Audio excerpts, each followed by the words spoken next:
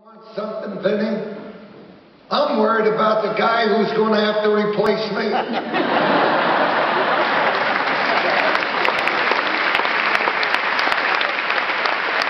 Self-confidence. Self-confidence. You got to have it. I can remember when you talk about motivation. I love to motivate people. I love to motivate players.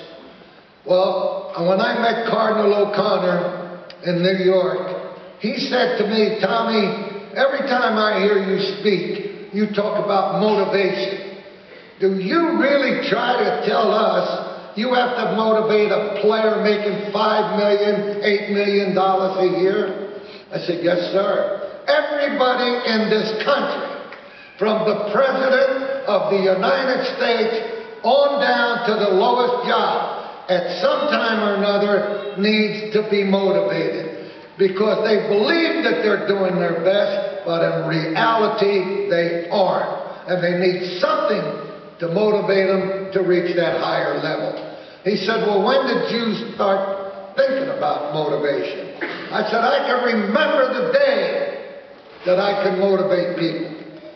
We were playing, I was the manager of Spokane of the Pacific Coast League. We were playing in Tucson, and we had them beat 2-1, and I had a little pitcher, left-hand pitcher named Bobby O'Brien on the mound. Bottom of the 8th inning. I said, I got to go out and get this guy fired up. I got to get him to believe that he can get this guy out with 2 outs.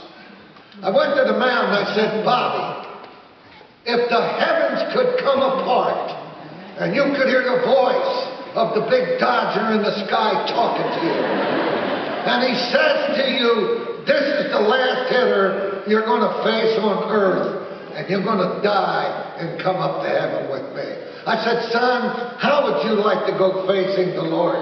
Giving up a base hit or getting this guy out?" He said, "Skipper, I want to go facing the Lord, getting this guy out." So I said, "How do you know that when you make that next pitch that you're not going to die?" "If you aren't going to die, son, get this guy out before you die." So before I got in the dugout, he threw the ball. Guy got a base hit. They went ahead. And now I got to go take him out. And as I'm walking out to the mound, I said, "I got this guy right where I wanted him." And I said, "What happened, son?" He said, "Skipper, you had me so afraid of dying, I couldn't concentrate on anything."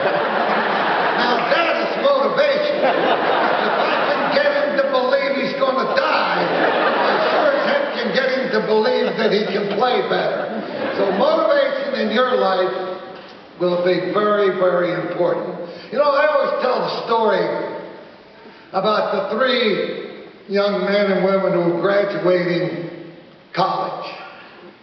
And the first father walked up to the first lad. He said, "You've got a good education, you worked hard.